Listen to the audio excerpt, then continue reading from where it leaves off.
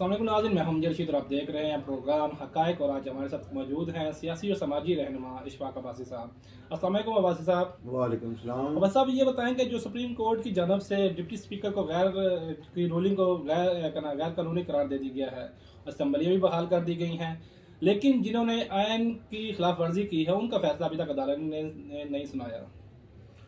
ये बड़ी खुशाइन बात है कि ये फैसला अदालत ने जो सुनाया गया है सुप्रीम कोर्ट ने, वो एक तारीखी फ़ैसला है और जमहूरियत की फ़तह है। लेकिन जो सवाल आप कर रहे हैं वो इस वक्त जो लोग हैं उनकी ज़ुबानों पर है कि भाई ये फ़ैसला क्यों नहीं आया। लेकिन मेरे ख्याल में वो जब तफसीली फ़ैसला आएगा उसमें कहीं ना कहीं मौजूद जजों ने कुछ लिखा होगा, ज़रूर लिखा होगा, क्योंकि जो आइन तोड़ता है या गैर कानूनी काम करता है वो तो उन्होंने बहाल कर दिया है, लेकिन उनकी कोई सज़ा जज़ा भी होनी चाहिए ना। तो वो जज़ा और सज़ा का जो कॉन्सेप्ट है वो तफसीली फ़ैसले में ज़ाहिर होगा। अगर तफसीली फ़ैसले में ज़ाहिर ना हुआ तो फिर कानूनी राय अपनाई जाएगी, अपोजिशन कोई ना कोई तो कोई कुछ करेगी उसके लिए। लेकिन मेरे ख्याल में वो तफसीली फ़ैसले में सामने आ जाएगा। आज जो फैसला हुआ है, आपको क्या लगता है कि इमरान खान साहब इसे मनमन कबूल करेंगे या कोई और हरबा आजमाएंगे इस पे?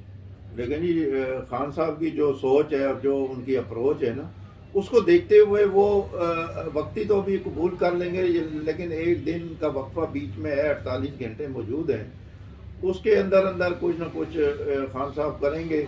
और मेरा जो एक सियासी बसीरत मेरी जो है वो कहती है कि वो मेरे ख्याल में असम्बलियों से इस्तीफे दे देंगे और उनके जो कौमी असम्बली के मेंबरान हैं वो इस्तीफे दे के एक और बुरहान की तरफ धकेलेंगे मुल्क को। लेकिन मेरे ख्याल में उनको ऐसा करना नहीं चाहिए। लेकिन उनकी मैं सोच की बात कर रहा हूँ, उनकी सोच ये होगी कि इस्तीफे दे दिए जाएं और एक मुल्क को मज़ीद बुरहान की तरफ धकेल दिया जाए। ये जो सुप्रीम कोर्ट का फैसला है, इसकी आपकी नज़र में क्या अहमियत है? ये सुप्रीम कोर्ट का फैसला तारीखी फ़ैसला है और इन्होंने नज़रिया ज़रूरत को दफन कर दिया। और लोगों में एक तासुर जा रहा था कि ये शायद कोई गोल मोल सा फैसला कर लें, अपोजिशन को भी खुश कर लें और हुकूमत को भी।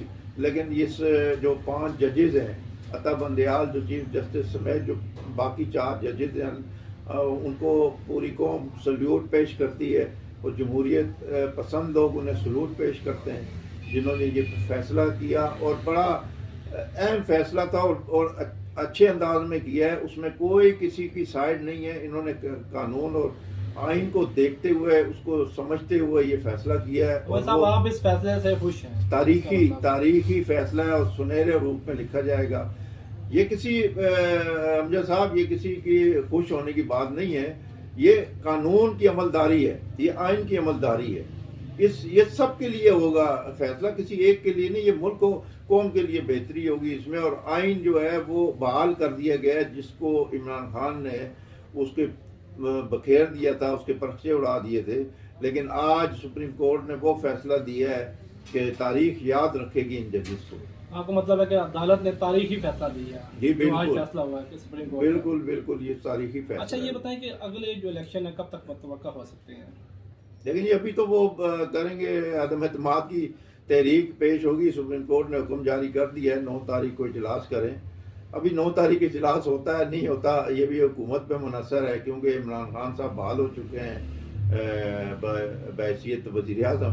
तो अभी देखें उनके पास वज़ीर आज़म के इख्तियारात हैं, बाकी देखें वो क्या करते हैं। लेकिन जब अपोजिशन जब इक़्तिदार में आएगी, फिर अपोजिशन का काम है कि वो कब तक इलेक्शन कराएंगे। वो इसको इंतखाबी इस्लाहत का भी बात कर रहे हैं, इंतखाबी इस्लाहत की जाएंगी।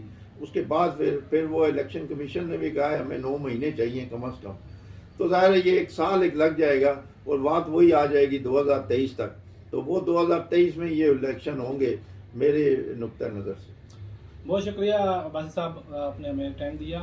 नाज़रीन, आज का जो है मौजूद था कि जिसमें अब्बासी साहब ने कहा कि सुप्रीम कोर्ट के इस फैसले को पूरी जो अवाम है, पाकिस्तानी अवाम, वो सल्यूट करती है और इसके फैसले को पूरी पाकिस्तानी अवाम ने सराहा है। इसके साथ इजाज़त दीजिए। अल्लाह हाफ़िज़।